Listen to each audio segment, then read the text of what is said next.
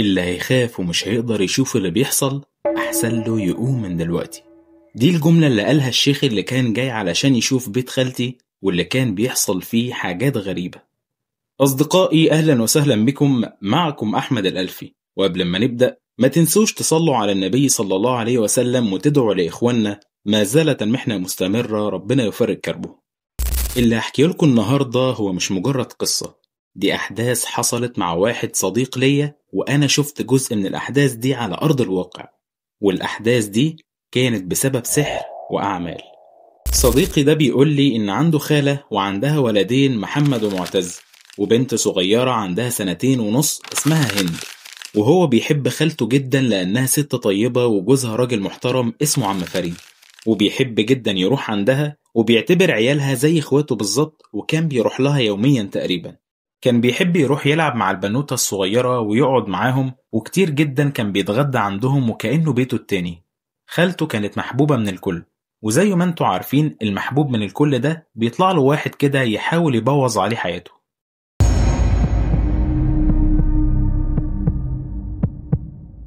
في يوم صاحبنا ده كان رايح عند خالته زي ما هو متعود، صلى المغرب وراح على البيت عندهم. بيدخل البيت من تحت وطالع على السلم، بيقول حسيت فجأة إن في تقل غريب في الجو وأجواء البيت مش مريحاني. وأول ما خط برجله على السلم وطالع بيحس بخوف غريب وأشعار بتملى جسمه، إحساس أول مرة يحس بيه وكأنه داخل مكان مهجور، مش بيت خالته اللي هو متعود يروحه على طول. بيطلع عند خالته بيخبط على الباب وبيسلم عليهم ويدخل يقعد معاهم.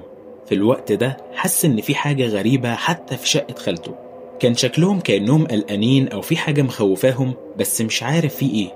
بدأ يلعب مع بنت خالته الصغيرة وهم قاعدين في الصالة، وفي الوقت ده كان ابن خالته الوسطاني معتز نايم في الصالة. وهو قاعد بدأ يسأل خالته هو في حاجة يا خالتي؟ أنا حاسس بإحساس غريب وإن انتوا مش على طبيعتكم، كأن في حاجة حصلت، في حد مزعلك من العيال أو متخانقة مع عم فريد. في الوقت ده بترد عليه خالته بتقوله مفيش حاجة، أنا بس مرهقة شوية. المهم انت طمني عليك، عامل ايه وماما عاملة ايه؟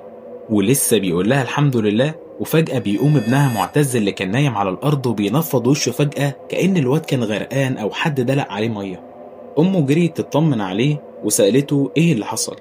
معتز بصلها وقال لها في حد دلق على وشه تراب، وبدأ يبص لأخوه الكبير وبيقول له مش هتبطل بقى الهزار ده معايا؟ بيرد عليه محمد أخوه الكبير وبيقول له بالذمة أحدف عليك تراب ازاي واحنا أصلا في الشقة مش في الشارع؟ هجيب منين التراب يا زكي؟ في الوقت ده أمهم بصت لهم بصت خوف وقالت لمعتز ما تخافش، انت أكيد كنت بتحلم، أنا هقوم بقى علشان أجهز لكم الغدا. وقالت لإبراهيم انت هتتغدى معانا، وقامت وقتها علشان تدخل المطبخ. إبراهيم بيقول بعد ما هي دخلت المطبخ البنت الصغيرة اللي اسمها هند كانت عمالة تبص على الستاير اللي في الصالة وهي خايفة ومرعوبة، وبتشاور بإيديها وتقول لمحمد أخوها بص يا محمد، وتمسكه من خده وتوجه وشه ناحية الستارة. ومحمد طبعا مش شايف حاجة ومش عارف هي مالها، وكل ما يقول لها مالك يا هند تقول له عو وتشاور بإيديها على الستارة. محمد بدأ يخاف ويبص لإبراهيم ويقول له بضحك أعوذ بالله يا عم وفي إيه؟ الواد يصحى ويقول إن بحدف عليه تراب، والبت تقول إن في عو على الستارة، الواحد مش ناقص. وفي الوقت ده فجأة بيسمعوا صوت خالته وهي بتصوت في المطبخ، قاموا كلهم جري ودخلوا عندها. في ايه مالك انت كويسة؟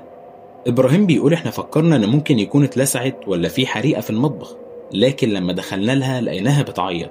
بدأنا نهديها ونقول لها مالك طيب ايه اللي حصل؟ ما كانتش عاوزة تتكلم قدام معتز وهند، فقالت لمعتز ياخدها ويطلعوا بره دلوقتي. وقالت لابراهيم ومحمد انا كنت واقفة بعمل حاجة على المطبخ وفجأة حسيت كأن في حد واقف ورايا.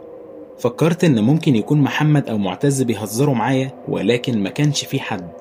وبعد شوية حسيت نفس الاحساس، ولكن المرة دي في حاجة لمستني وكانت قريبة من وداني وهمست بصوت خفيف، ولكن ما سمعتش قالت ايه. في الوقت ده ابراهيم بيقول الرعب دب في قلبي، وبقينا بنبص لبعض انا ومحمد بخوف واستغراب، واحنا مش فاهمين في ايه ولا ايه اللي بيحصل. وعرفت وقتها سبب الاحساس اللي انا حاسه من اول ما دخلت البيت من تحت، إحساس الخوف وأنا طالع وشكل خالتي اللي متغير، أكيد في حاجات تانية حصلت وأنا لسه معرفش. وبدأ إبراهيم يبص لخالته ويسألها في حاجة تانية حصلت غير الموقف ده؟ بتبصله بنظرة خوف وعينها بتدمع وكأنها بتقوله حصلت مواقف تانية. في الوقت ده إبراهيم بيبصلها وبيقول لها احكي لي يا خالتي علشان نعرف ايه اللي بيحصل ونشوف هنعرف نحله ازاي.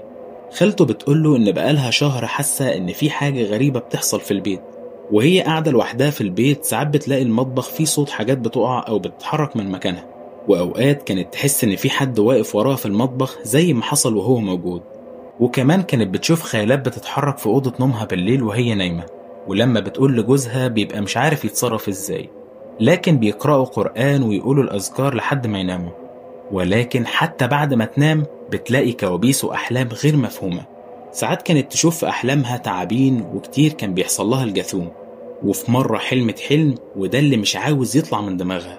حلمت إنها واقفة في مقابر وفي زي أشباح سودة أو خيالات بتتحرك قدامها وهي مش قادرة تتحرك، وبينتهي بيها الحلم بإحساس الجاثوم وبتقوم من نومها وهي مرعوبة. قالت له ده كمان غير اللي انت شفته النهاردة.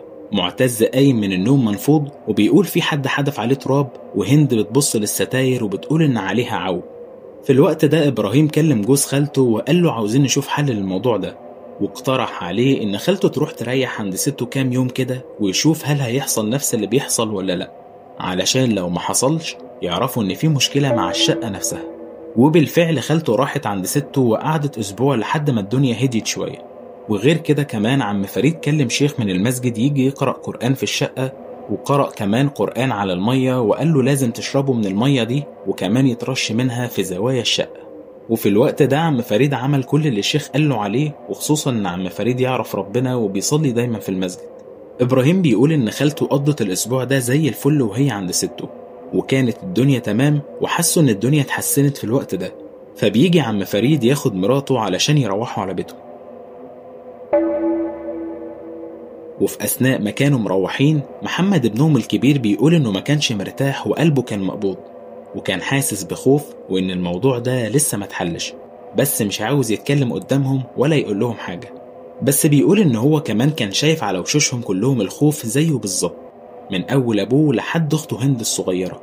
وأثناء ما كانوا طالعين على السلم محمد كان حاسس بخنقة في الجو وأشعارة بتيجي في جسمه كله، نفس الإحساس اللي كان حسه صاحبنا إبراهيم لما كان رايح لخالته في اليوم اللي حصل فيه الحادث بتاع المطبخ.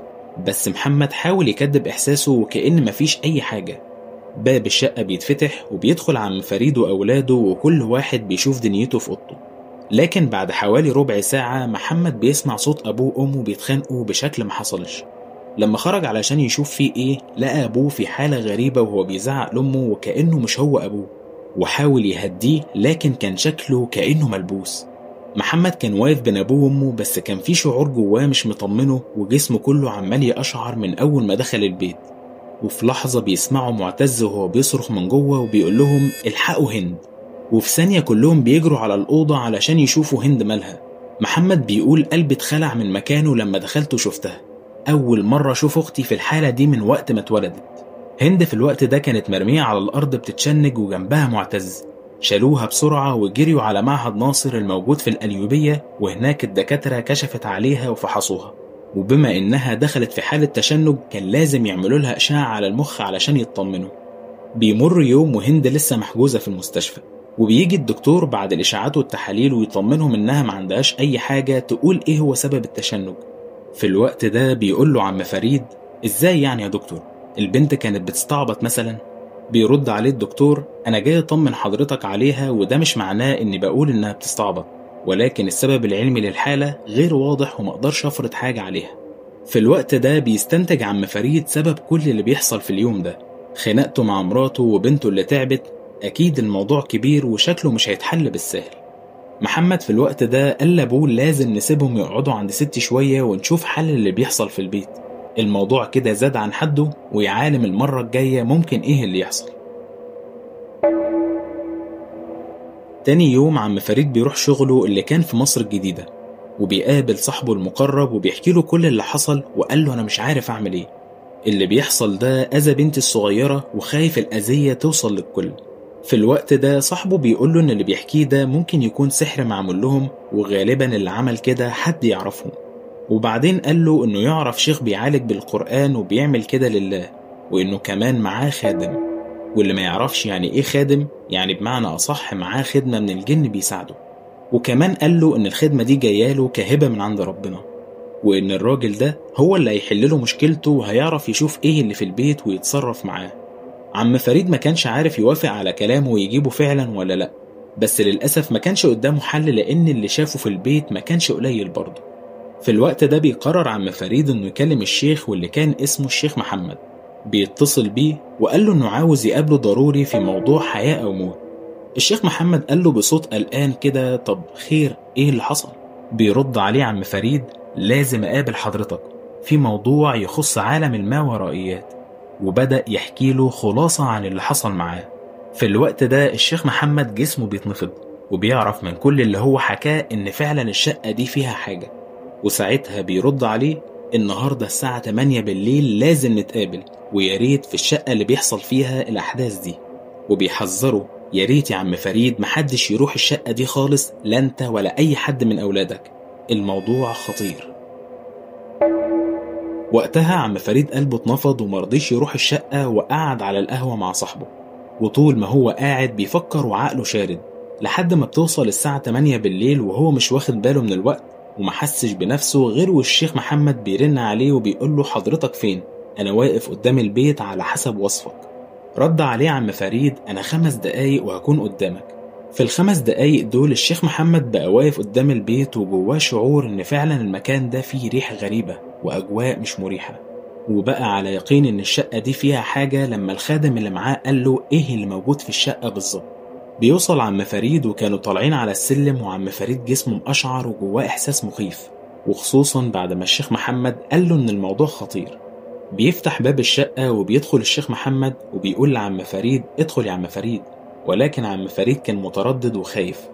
بصراحة الموضوع كان مرعب، والمرعب أكتر لما يحصل جلسة العلاج من الشيخ محمد.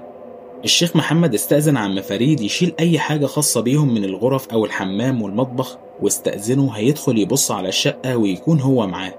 بدأ يلف في الشقة ودخل المطبخ أول حاجة. عم فريد ما كانش فاهم إيه سبب إن هو يدخل المطبخ أول حاجة، بس كان كأنه مش داخل بإرادته. كان حاسس إن في حاجة فعلا بتهمس للشيخ محمد وبتقوله يدخل فين.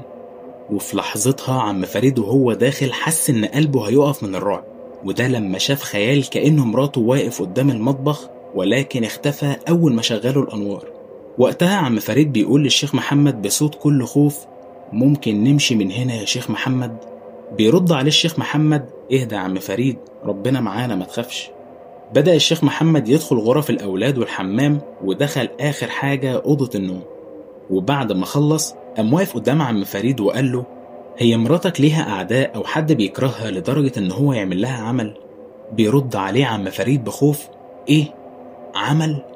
قال له: للأسف كل المعلومات اللي عرفتها حتى الآن واللي كان بيحصل بيأكد لي إن في حد عمل لكم عمل سفلي، والأذى ده جاي مخصوص لمراتك يا عم فريد، مش ليكم ولا حتى حاجة في الشقة. بيرد عليه عم فريد: طب إيه العمل دلوقتي يا شيخ محمد؟ قال له: لازم نعمل جلسة قرآن ورقية شرعية، وهعرف وقتها إيه الحل ومين اللي عمل العمل ده ليكم، بس إحساسي بيقول إن اللي عمل كده هو حد قريب جدا منكم. الشيخ محمد بيحدد يوم الجمعة وبيبلغ عم فريد إن هو هيجي الساعة 9 بعد صلاة العشاء إن شاء الله، ولازم يكون مراتك موجودة يا عم فريد. وبيأكد عليه: خلي بالك يا عم فريد، الموضوع ده يخص مراتك وهي أكتر طرف هيتأذي لو الموضوع ده ما اتحلش. وفي الوقت ده كان عم فريد واقف متسمر مكانه ومش عارف يقول إيه ولا يعمل إيه، ومحسش بنفسه غيره وهو بيقول للشيخ محمد بخوف: حاضر حاضر يا شيخ محمد، يوم الجمعة الساعة 9 هبقى مستني حضرتك. بيعدي الوقت وبيجي يوم الجمعة، وفي اليوم ده أنا بنفسي كنت موجود في اللي بيحصل ده وبحكي لكم عن اللي شفته بعيني. الساعة 9:15 بيروح عم فريد علشان يجيب مراته ويروحوا على الشقة الملعونة اللي بيحصل فيها كل المواقف الصعبة دي. ومن كتر الرعب اللي بقى جوه قلب عم فريد بيستنى الشيخ تحت البيت لحد ما يوصل ومش بيرضى يطلع قبل ما يجي. وبيبص لمراته يقول لها: أنا عارف إنك قوية وقلبك مش ضعيف، ما تسيبيش أي حاجة تفرق بينا ولا تأذينا حتى لو كان سحر معمول لينا ولأولادنا. أنا هفضل جنبك ومش هسيبك أبدا، وإن شاء الله اليوم ده مش هيعدي غير لما نكون منتصرين على اللي أذانا. بيوصل الشيخ محمد واستأذننا إننا نطلع، وكان جايب معاه بخور. بنطلع كلنا وبندخل الشقة، وطلب الشيخ محمد إن عود البخور يتولع جنب مرات عم فريد وتقعد على الكرسي اللي قدامه. وهو هيبدأ يقرأ عليها علشان يعالج كل الكلام ده. وأول حاجة قالها الشيخ محمد بعد ما كلنا جهزنا: يا جماعة، اللي هيحصل دلوقتي وهتشوفوه مش حاجة صغيرة ولا حاجة هينة، اللي هيحصل دلوقتي خطير جدا. وبصلنا أنا ومحمد وإبراهيم وقال لنا: الأفضل لو حد خايف أو بيخاف يقوم من القعدة دي، علشان لو حد خايف أثناء القعدة ممكن يتلبس. كلنا بصينا لبعض وقلنا له: إن شاء الله محدش خايف وهنكمل للآخر. بيبدأ الشيخ محمد وبيقول لمرات عم فريد: أنا عاوزك تركزي معايا وتبصيلي في وشي وأنا بقرأ، ولو لقيتي وشي فيه حاجة غريبة أو ملامحه بتتغير عرفيني. طبعا في وسط الأجواء دي كلها مش قادر أوصف لكم كم الرعب اللي كان جوايا، بس الفضول غلبني وقتها وحبيت أكمل القعدة دي. في الأول الشيخ محمد كان بيقرأ حاجات في سره وهو باصص لمرات عم فريد، وكلنا قاعدين ومفيش أي حاجة حصلت. وبعد 5 دقايق بالظبط لقينا الباب بيخبط. قمت بنفسي وقلت أبص من العين السحرية علشان لو حد غريب ما يصحش يدخل ويشوف اللي بيحصل. ببص من العين السحرية ومفيش حد كان واقف، وفي الوقت ده قلبي اترعب. بصيت لهم وقلت لهم إن جايز حد خبط بالغلط، وببص تاني علشان أتأكد لقيت الباب خبط وأنا باصص من العين السحرية ومفيش حد قدام الباب. جريت قعدت مكاني وقلت للشيخ محمد: مفيش حد بره يا شيخ محمد، ممكن حضرتك تكمل. الشيخ محمد في اللحظة دي بصلنا وقال لنا: مهما حصل حواليكوا في الوقت ده محدش يتحرك من مكانه. قعد يقرأ آيات من القرآن ويردد بعضها، وبيقف عند بعض الآيات ويقول منها كلمات بشكل متكرر. وحصل حاجة ما كناش مصدقين عينينا. دخان البخور اللي كان جنب مرات عم فريد بقى بيلف حوالينا وهي قاعدة، والمكان بدأ يقلب بشكل مخيف. وفي أثناء ما كان الشيخ بيقرأ الباب بقى يخبط تاني بشكل هستيري، والزوايا الخشب الموجودة في الشقة بقت بتطقطق واحنا قاعدين، وصوت حلل في المطبخ بيقع، وباب الأوضة بقى بيتحرك لوحده. وفي الوقت ده كلنا بقينا قاعدين مرعوبين ولكن ساكتين من الصدمة. وفجأة بنبص للشيخ محمد لقينا فعلا وشه ملامحه بتتغير وبقت شكلها مخيف. احنا مش فاهمين اي حاجة من اللي بيحصل ولا عارفين فيه ايه، بس كل اللي بيحصل ما كانش حاجة عادية بالمرة. وبعد حوالي ربع ساعة من الخوف والشيخ محمد بيقرأ قرآن وبيقول حاجات في سره، بدأت الدنيا تهدى شوية وحسينا ان الأجواء بقت طبيعية إلى حد ما. وبعد ما الشيخ محمد خلص بص لعم فريد وقال له: عاوزك بعد إذنك لوحدك. قال له: أنا دلوقتي اتبلغت وعرفت مين الشخص اللي ورا العمل ده. يؤسفني إن أقولك إن اللي عملت كده هي مرات أخوك. حاول تكلمها بطريقتك وتتفاهم مع أخوك وتشوف إيه سبب الخلاف وإيه اللي يخليها تأذيكم بالشكل ده، بس بالهداوة يا عم فريد. وكمان حاول تعرف منها العمل ده اتعمل فين واتدفن فين، علشان لو لقيته إن شاء الله المشكلة تتحل من جذورها. في اليوم ده أنا كنت مروح وأنا مرعوب حرفيا، كل خطوة بخطيها كنت خايف وقتها. ودخلت البيت وأنا بمد وعاوز أمي تفتح لي الباب بسرعة من خوفي. وفي أثناء الليل بقت بتحصل لي هلاوس وكأن الموقف أثر عليا. في الوقت ده كنت مشغل القرآن جنبي وأنا نايم، بس قلبي حرفيا كان هيتخلع من مكانه بسبب الخوف اللي كنت فيه. وفجأة بشوف على باب الأوضة بتاعتي خيال بيتحرك شبه القطة السوداء، ولما دققت فعلا لقيتها قطة سوداء وقفالي على باب الأوضة وأنا حرفيا شايفها بشكل طبيعي. وبقيت عمال أقول لنفسي: لا، أنا أكيد بحلم، وحاسس إن جسمي كله متسيطر عليه وكأن في حد مكتفني، لحد ما استعذت بالله من الشيطان الرجيم والقطة دي اختفت. وفي اليوم ده أنا ما نمتش دقيقة واحدة. وفي النهاية يا صديقي، ما تنساش دايما تحصن نفسك بالأذكار وربنا يحفظنا جميعا. وطبعا مش هقولك سيب لي رأيك في التعليقات لأن أنا أصلا عشت اللحظة دي بنفسي. وبس كده بتنتهي قصتنا النهاردة. وقبل الختام ما تنسوش تدعمونا بلايك واشتراك في القناة علشان يوصل لكم كل قصة جديدة وكل غموض جديد. همتكم معانا أصدقائي علشان نوصل الفيديو ده لأكبر عدد ممكن. وفي الختام، سبحانك اللهم وبحمدك، أشهد أن لا إله إلا أنت، أستغفرك وأتوب إليك، والسلام عليكم.